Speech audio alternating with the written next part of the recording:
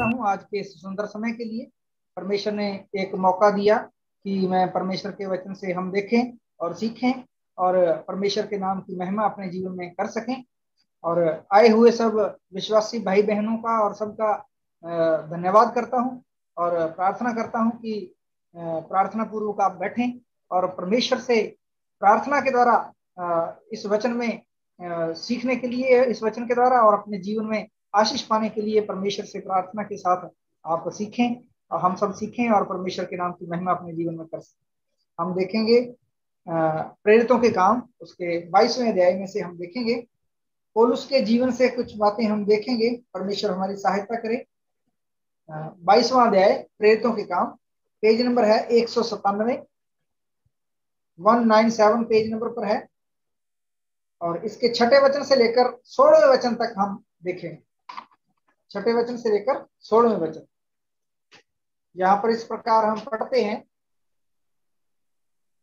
जब मैं चलते चलते दमिश्क के निकट पहुंचा तो ऐसा हुआ कि दोपहर के लगभग एकाएक एक ज्योति आकाश से मेरे चारों ओर चमकी और मैं पर गिर पड़ा और यह शब्द हुआ, हे शाऊल तू मुझे क्यों सताता है? मैंने उत्तर दिया, हे प्रभु तू कौन है? उसने मुझसे कहा, मैं यीशु नासरी हूं जिसे तू सताता है। मेरे साथियों ने ज्योति तो देखी परंतु जो मुझसे बोलता था उसका शब्द ना सुना। तब मैंने कहा, हे प्रभु मैं क्या करूं? प्रभु ने मुझसे कहा, उठकर दमिश्क में जा और जो कुछ तेरे करने के लिए ठहराया गया है वहां तुझसे सब बता दिया जाएगा। जब उस ज्योति के तेज के मारे मुझे कुछ दिखाई ना दिया तो मैं अपने साथियों का हाथ पकड़े हुए दमिश्क में आया। तब हनन्याह नामक व्यवस्था के अनुसार एक भक्त मनुष्य जो वहां रहने वाले सब यहूदियों में सुनाम था मेरे पास आया और खड़े होकर मुझसे कहा, हे भाई शाऊल मेरे फिर देखने लग। उसी घड़ी मेरे नेत्र खुल गए और मैंने उसे देखा। तब उसने कहा, हमारे बाप दादों के परमेश्वर ने तुझे इसलिए ठहराया है कि तू उसकी इच्छा को जाने और उस धर्मी को देखे और उसके मुंह से बातें सुने, क्योंकि तू उसकी ओर से सब मनुष्यों के सामने उन बातों का गवाह होगा जो तूने देखी और सुनी है। अब क्यों देर करता है? उठ, बपतिस्मा ले और उसका नाम लेकर अपने पापों को धो डाल। परमेश्वर का वचन पढ़े जाने पर आशीष हो, प्रभु का धन्यवाद हो। और मैं थोड़ा इसके बारे में बताना चाहूंगा। पौलुस जो परमेश्वर का सेवक था, उस प्रभु ने उसको किस प्रकार बुलाया, सेवकाई के लिए किस प्रकार उसने परमेश्वर ने उसे नियुक्त किया, उसके बारे में पौलुस की ये गवाही हम देखते हैं। पौलुस का नाम शाऊल भी है और यरूशलेम में और वहां जो विश्वासी लोग थे उन सब विश्वासी लोगों को सताने के लिए शाऊल ये काम करता था कि अपने रथ के पीछे लोगों को बांध कर घसीटता था। और ये प्रभु यीशु मसीह का बहुत बड़ा विरोधी था और बहुत ज्यादा विरोध करता था। प्रभु यीशु मसीह के विश्वास में जो लोग थे उन सबको वो सताता था और मारता था। और एक बार जब पौलुस इसी उद्देश्य के लिए दमिश्क में जो लोग विश्वासी लोग हैं उन लोगों को मारने के लिए, नाश करने के लिए ये दमिश्क जा रहा था, तो रास्ते में प्रभु का तेज चमका और प्रभु ने उसको बुला लिया और फिर प्रभु ने उसे अपना सेवक बनाया। और लेकिन सेवकाई करने के बाद, सेवा में आने के बाद प्रभु की सेवा करता है और उसके बाद एक बार ये यरूशलेम में गया और वहां बहुत सारे यहूदी लोग इकट्ठे हो गए इसके विरोध में और इसे पकड़ लिया। और इस तरह जब वहां का जो सरदार था, सरदार मतलब जो अधिकारी था, जैसे पुलिस अधिकारी होता है, वो उसको पता चला और उसने क्या किया, सैनिक ले आया, सिपाही ले आया और इसको अपने किले में ले गया और वहां उसे किले के अंदर पहरे में रखा। जब पहरे में रखा तो उस समय पौलुस उन यहूदी लोगों के सामने और उस सरदार के सामने, सबके सामने अपनी गवाही लोगों को बताता है कि किस प्रकार प्रभु ने उसके जीवन में काम किया। और वो ये गवाही है 22वें अध्याय में भीड़ के सामने पौलुस का भाषण, 22वें अध्याय में जो टाइटल हम देखते हैं वो लिखा हुआ है। तो इस तरह ये प्रभु यीशु मसीह के बारे में, किस प्रकार प्रभु यीशु मसीह ने उसके जीवन में काम किया, उसके बारे में पौलुस बताता है। और अब मैं आप सबका ध्यान 12वें वचन से आगे तक लगाना चाहूंगा। आप ध्यान से देखें, यहाँ लिखा है, तब हनन्याह नामक व्यवस्था के अनुसार एक भक्त मनुष्य जो वहां रहने वाले सब यहूदियों में सुनाम था, मेरे पास आया। पौलुस अपनी गवाही दे रहा है और बता रहा है, हनन्याह नाम का व्यवस्था के अनुसार प्रभु का जो भक्त था एक, वो दमिश्क नगर में था। और पौलुस जब वहां पौलुस को परमेश्वर ने जब प्रभु यीशु मसीह की ज्योति चमकी, उसके बाद में प्रभु ने आज्ञा दी कि हनन्याह को भेजा प्रभु ने और उसके पास आके प्रभु का वचन सुनाया। तो हनन्याह जब प्रभु यीशु मसीह का वचन सुनाता है पौलुस के पास आकर, वो वचन के बारे में यहाँ पे उसके कुछ बातें पौलुस ने अपनी गवाही में बताई हैं।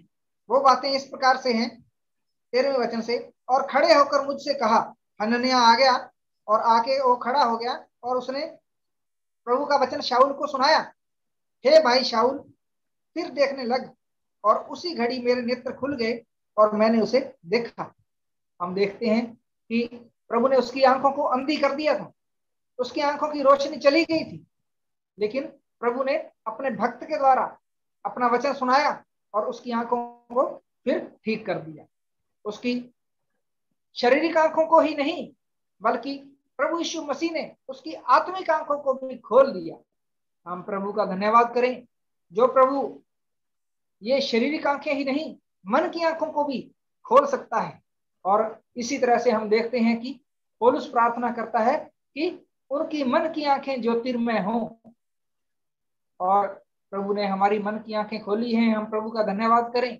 और पौलुस की मन की आंखों को खोला और अपनी ज्ञान की बातें, भेद और प्रकाश की बातें उस पर प्रकट की।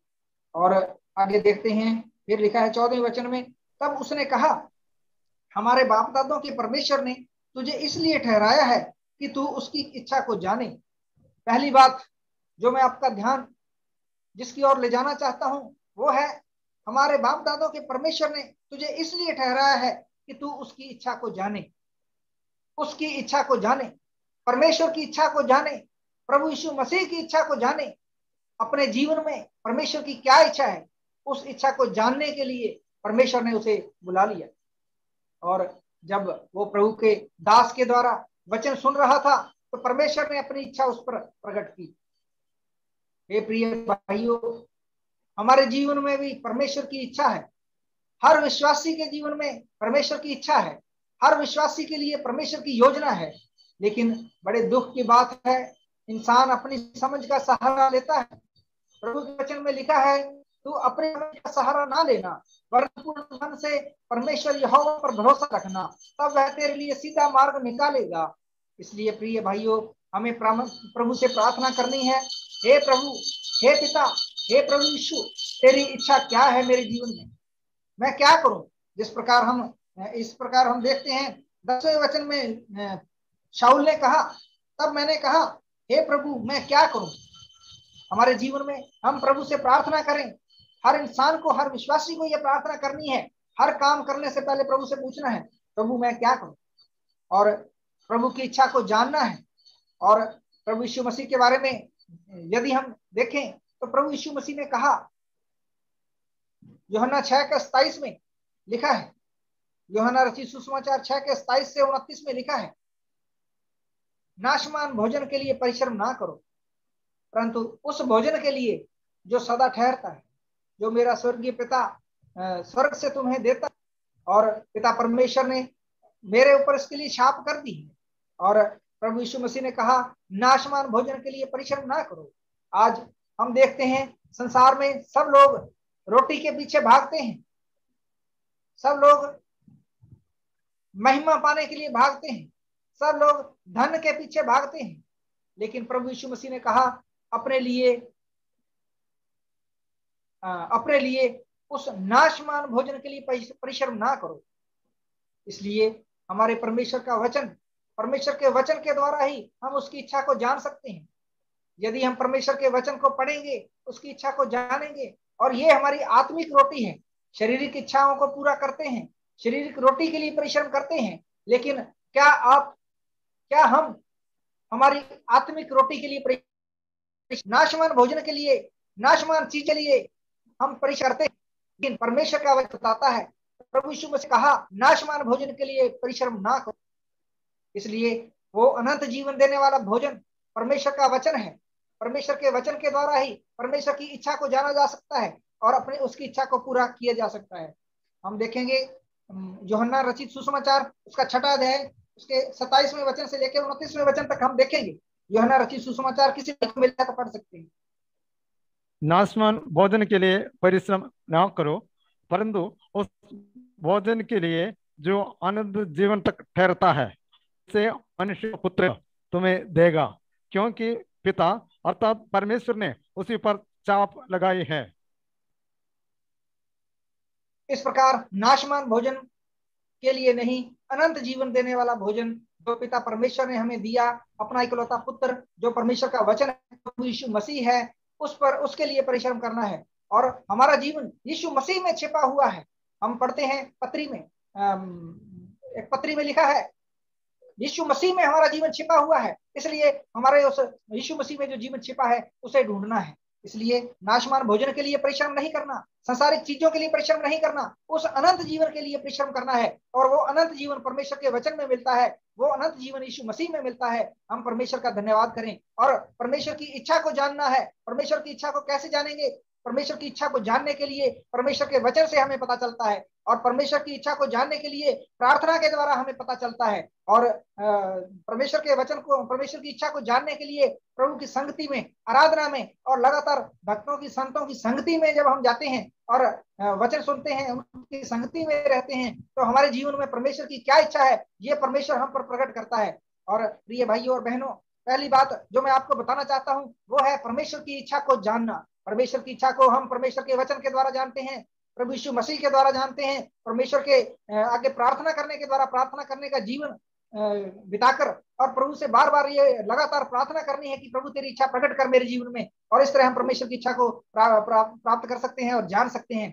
और परमेश्वर की इच्छा को जानने के लिए प्रभु की आराधना में लगातार जाना, और प्रभु की संगति में, प्रभु के लोगों की संगति में, संगति एक व्यक्तिगत संगति, जो मेरी संगति मेरे प्रभु के साथ है दिन प्रतिदिन की, वो व्यक्तिगत संगति और व्यक्तिगत प्रार्थना, और कलीसिया के साथ जो संगति है वो संगति, और वचन मिलता है वो वचन, कलीसिया के साथ जो प्रार्थना करते हैं और व्यक्तिगत जो प्रार्थना करते हैं, इन बातों के द्वारा इस प्रकार हम प्रभु की इच्छा अपने जीवन में प्राप्त कर सकते हैं, जान सकते हैं, और प्रभु को अपने जीवन के द्वारा महिमा दे सकते हैं। इसलिए जैसे प्रभु यीशु मसीह ने इस वचन में कहा है, नाशमान भोजन के लिए परिश्रम ना करो, क्योंकि बहुत सारे लोगों को प्रभु ने जब भोजन खिलाया तो वो लोग ढूंढते हुए प्रभु के पास आए। तो प्रभु ने उनको कहा, तुम मुझे क्यों ढूंढते हो?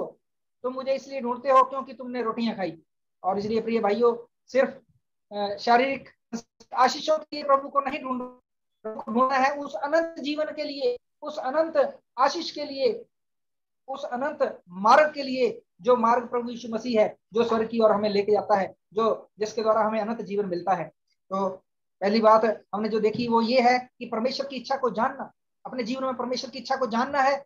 और संसार धन के पीछे भागता है, लेकिन हमें यीशु मसीह में, यीशु मसीह हमारा वो धन है, यीशु मसीह हमारा वो खजाना है। जिस प्रकार हम देखते हैं, जब कोई खेत में गया और उसको एक बहुमूल्य खजाना मिल गया खेत में, खोदी करते समय, तो उसने अपनी सारी संपत्ति बेच दी और उस खेत को मोल ले लिया। और उस तरह से, इसी तरह से एक उदाहरण हम प्रभु यीशु मसीह में दिया कि जब कोई एक मोतियों का व्यापारी था, एक बहुत बहुमूल्य मोती मिला, उसने सारी संपत्ति बेच दी, उस एक बहु लिया, तो उस बहुमूल्य मोती को अपना सब बेचकर मोल ले लिया। हम प्रभु का धन्यवादी के द्वारा वो हमारा प्रभु यीशु मसीह सारी समान और कोई नहीं, और यीशु मसीह हुए इस संसार में आया, हमारे लिए जान दे दी, अपनी जान देकर हमें अपने द्वारा अपने प्राण की द्वारा हमारी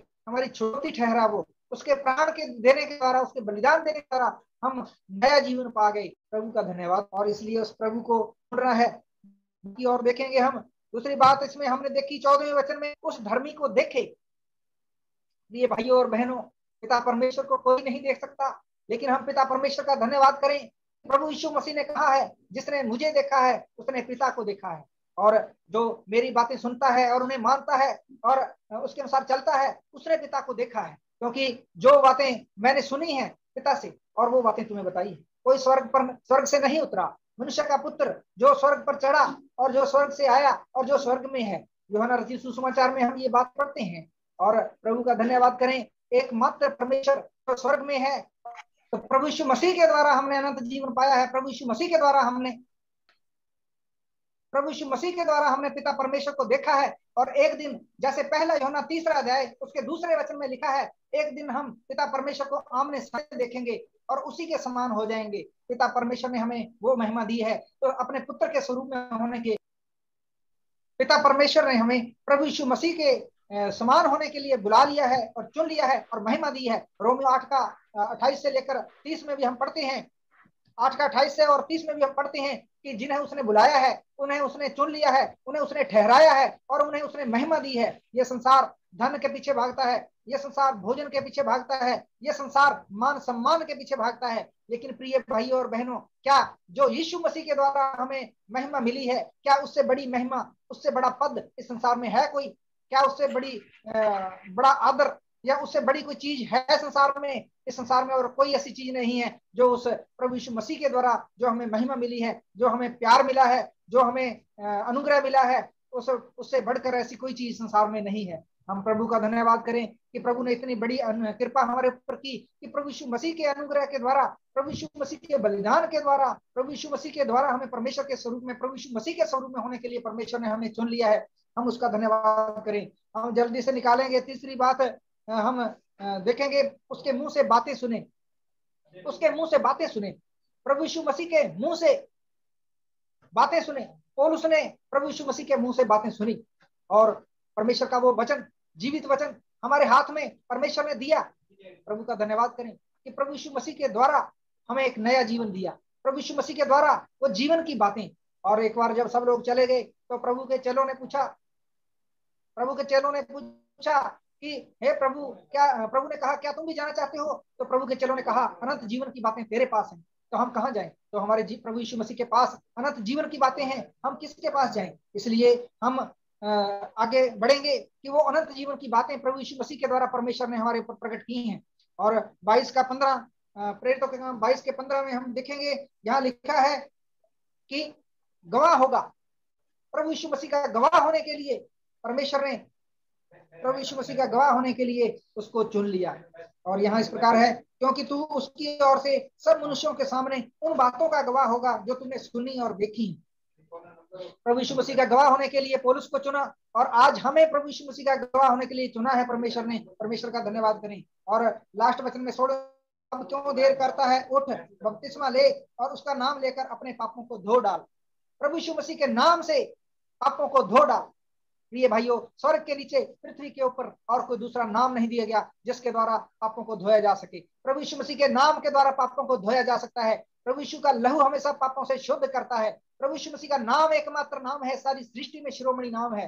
वो सर्वश्रेष्ठ परमेश्वर, वो अगम्य बुद्धि वाला परमेश्वर नम्र और दीन बन गया और हमारे लिए दास बन गया, इस संसार में दास बनकर आ गया और क्रूस की वो श्रापित मृत्यु सही, मर ही नहीं गया, मरे हुए से जीवित भी हो गया। वो जीवित परमेश्वर है और जीवित होकर वो स्वर्ग में गया और एक दिन सारे संसार का वो न्याय करेगा। आज ये छुटकारे का संदेश है, आज ये मेल मिलाप का संदेश है। परमेश्वर के साथ मेल मिलाप कर ले लोग, और परमेश्वर चाहता है कि विश्वासी लोग हम सब उसके गवाह बने और उसकी महिमा करें। हम सब उसकी इच्छा को जाने और अपनी इच्छा के अनुसार नहीं, संसार की इच्छा के अनुसार नहीं, उसकी इच्छा के अनुसार हम जीवन बिताएं। उसकी उन बातों को सुने, उन जीवन की बातों को सुने और संसार में उसकी गवाही दें। और जैसे पौलुस गवाह बना, तो वैसे ही हम एक प्रभु की गवाही देने वाला एक जीवन बिता सकें। परमेश्वर इन वचनों के द्वारा हमें आशीष दे, उसके नाम की महिमा हो। सब भाई बहनों को जय मसीह।